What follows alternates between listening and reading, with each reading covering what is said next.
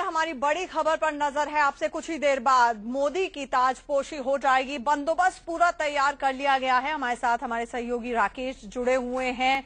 आडवाणी के घर पे बाहर पृथ्वीराज रोड पे मौजूद है। साथ ही साथ हमारे साथ मनीष फोन लाइन पर जुड़े हुए हैं। राकेश, ये जानना चाहेंगे कि एक ऐसा शख्स, जिस तरह से मैं मनीष जी से भी पूछ रही थी, कि एक ऐसा शख्स जिसे बार बार भीष्म पिता में बुला बुला कर उनके लिए इतनी बड़ी दिक्कत खड़ी कर दी है कि आज की तारीख में वो सिर्फ ये कह रहे हैं, मुझे मोदी के नाम से आपत्ति नहीं है, सिर्फ टाइमिंग तो जिसका ऐलान मेरे को करने का अधिकार दिया जाए, उसमें क्या समस्या है? ऐसी क्या मजबूरी है? देखिए, लालकृष्ण आडवाणी की ओर से साफ तौर पर कहा जा रहा था कि जो 5 राज्यों में चुनाव है, विधानसभा चुनाव है, उसके बाद जो है प्रधानमंत्री पद के उम्मीदवार की घोषणा की जाए, क्योंकि साफ तौर पर उनकी ओर से जरूर हवाला दिया जा रहा था कि मध्य प्रदेश में करीब 26 ऐसे विधानसभा क्षेत्र हैं जहां पर अल्पसंख्यक वोट का निर्णायक स्थिति में है। तो ऐसी स्थिति में जो नरेंद्र मोदी के नाम के ऐलान की हो बात या कोई और उम्मीदवार की बात हो, उसकी घोषणा जो है। जी, हम चाहेंगे राकेश अपना ऑडियो अगर आप दुरुस्त करा सकें, उसमें थोड़ी सी समस्या है। तब तक मैं मनीष जी का रुख करती हूँ। मनीष, ये जानना चाहेंगे आपसे कि आज के बाद मोदी की ताजपोशी तो चलिए हो जाएगी, लेकिन एक बहुत बड़ा सवाल यहाँ पर उठता है। कांग्रेस लगातार खास तौर से ये डिनायल मोड में रही है। उनका कहना है कि मोदी तो एग्जिस्ट ही नहीं करते हैं।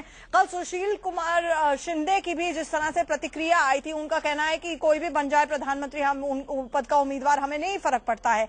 लेकिन सवाल ये होता है कि बीजेपी के लिए इंटरनली इतनी ज्यादा जरूरत है, मजबूरी है काडर के लिए कि मोदी का नाम जल्द से जल्द अनाउंस हो, भले ही वो इस वक्त पार्टी के लिए और आगे वाले चुनाव के लिए टाइमिंग शायद सही ना हो। देखिए, जिस तरीके से आंचल मोदी ने जनवरी से देश में घूम घूम कर अलग अलग फोरम, अलग अलग मंचों से जो उन्होंने संबोधित किया, और अपने संबोधन में उन्होंने जो अपने विचार और जिस तरीके से वो देश की कल्पना को लेकर आगे बढ़ना चाहते हैं, वो उन्होंने जब सामने रखा तो उससे जो लोगों में लोकप्रियता मोदी की बढ़ी है। बीजेपी ने एक अंदरूनी सर्वे करवाया। उस सर्वे के तहत मोदी की लोकप्रियता के तहत जो युवा वर्ग है, जो कुछ एक ऐसी युवा पीढ़ी है जो कि मोदी के नाम के साथ आगे बढ़ने के लिए तैयार है, मोदी के नाम को बढ़ाने को तैयार है।